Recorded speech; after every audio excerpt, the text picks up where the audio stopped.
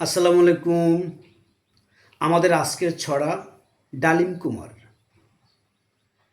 ডালিম কুমার ঘোড়ায় চড়ত, এখন মহাকাশ জানে। গণক ঠাকুর বলতো গুণে, রাজকুমারী কোনখানে। কুমারে নেই, গণক নেই, নেই বড় রাক্ষস মিঘি। বিশ্ব এখন বন্দি ডাটায়, নেই ভ্রমর কৌটা ইয়া দিঘি।